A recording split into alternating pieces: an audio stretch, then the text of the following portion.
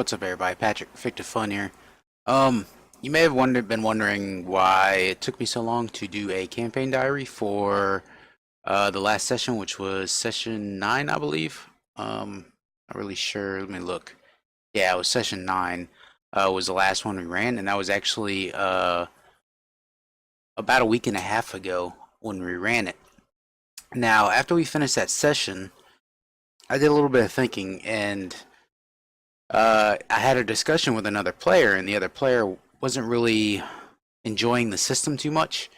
It was a little too crunchy for our taste. It's not that we don't like heavy rule systems, it's just like the flow of the system just didn't feel good with us.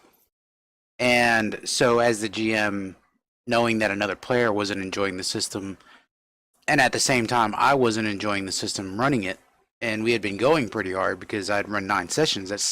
That was 9 straight weeks of running it. We never took a break in between. There was 9 straight weeks. Every week we had a session on Tuesday nights. So what I decided was to put the Shadow of the Demon Lord campaign on hiatus. So if you've been following along with the campaign, I'm sorry if this cuts it short for you, but it cut it short for all of us.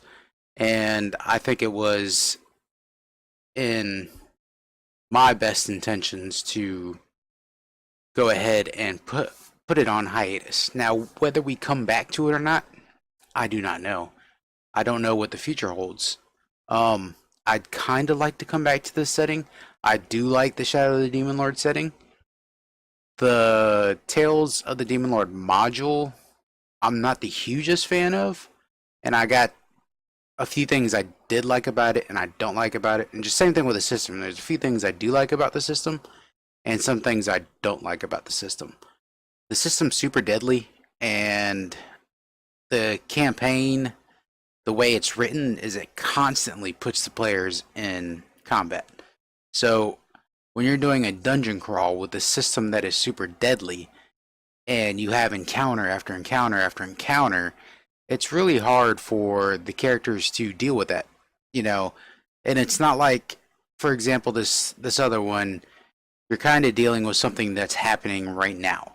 So if they leave the dungeon and go rest, that's over. There's no reason for them to even go back into that encounter because whatever's happening down there is already over with. At what point do the characters have a chance to rest and get back to strength to be able to go through this next super hard encounter where they might end up dying? Now, I understand, like, you know, there's the way of looking at it as, oh, well, the characters need to be savvy and know how to get around encounters and to use their brains to get past encounters like a, you know, kind of like a puzzle, or to use their abilities and skills to get around an encounter. I understand that logic of thinking, but the way that a lot of the adventures are designed, it's encounter, encounter, encounter. Every room there's an encounter. Every room there's something you have to roll a skill check on in order to, you know, not be afflicted by something bad for your character. And I love my players, and they all love to roleplay their characters and the stories around their characters more so than they enjoy engaging the mechanics of the encounter. So I'm sorry if this seems a bit rambly because I'm not like working off of a script. I'm just staring at my screen and blabbing at the mouth. So, but yeah, the gist of it is that Shadows of the Demon Lord campaign is on hiatus for right now. I waited until after we played Tuesday night because I suggested, hey, let's try something else. We don't have to play Shadow of the Demon Lord. We'll put that on pause and we'll play something else. So I asked the players, what do you want to play? And the majority of them were like, we want to play Monster Hearts. Okay, done. I'll run Monster Hearts. I've never run Monster Hearts before. I'd played Monster Hearts before, but I'd never run it. So I was like, screw it. My players want to play Monster Hearts. I'm going to run Monster Hearts for them. And you know what? It was a fucking blast. I had a blast running it. All the players said they had a blast playing it. It's super fun. After playing it the other night, and I just it keeps what happened the other night. it just keeps replaying in my head. Like it gave me all that energy, all that joy that comes from running a game. And I had that when the first session I ran Shadow of the Demon Lord. After the first 2 sessions of Shadow of the Demon Lord I ran, I had that where I couldn't get my mind off the game. I had so much fun playing it. But as I got further into playing Shadow of the Demon Lord, it became more of a grind for me than it did a fun excursion.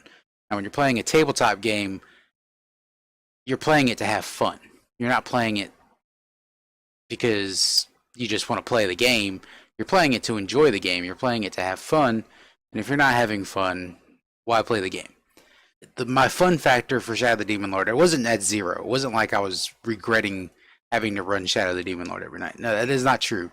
I enjoyed playing with the players and running the system. It's just that I was getting to a point where I was like, all right, this is becoming a grind. And then when one of these players approached me and said, look, I'm not really enjoying the system, not really engaging with the system. I'm having trouble having fun with it.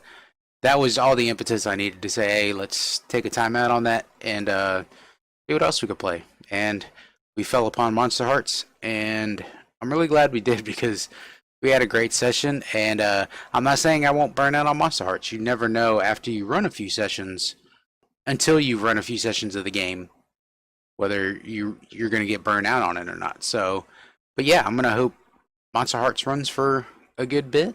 My schedule won't be as regular starting in April moving forward because I'm going to be working some nights and I won't be able to do every Tuesday night like I've been doing. So hopefully I can work out a schedule with the players, but definitely check out, should be tomorrow, I'm going to upload that Monster Hearts video. And yeah, definitely check it out. We had a blast playing it, and it's a whole new story. So if you were really looking forward to the end, watching us go through to the end of this campaign, I apologize now. Hopefully, maybe one day in the future we'll come back to it, but I can't make any promises. Maybe if I could figure out a way to hack it to where it's not as crunchy for the setting. One thing I love about Shadow of the Demon Lord is the character creation and how it gives you those story seeds for each of those characters.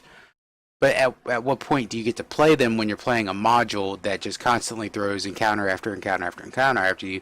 And it's like, all we need to know about these characters are their combat stats. That's just one of the drawbacks I have to some of the more traditional systems. I'm more of a storyteller myself. I like Powered by the Apocalypse games. I like storytelling games. I like even OSR games that don't have a lot of mechanics to them. I have very simple mechanics, and you get to have that story, but aren't so combat focused.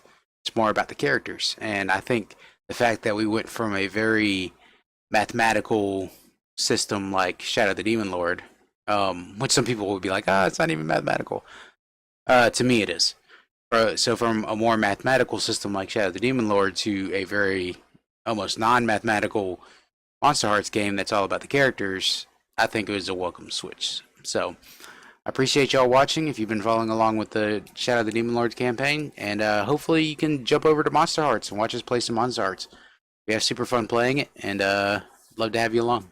So yeah, this is Patrick, Fictive Fun, and I will see y'all later.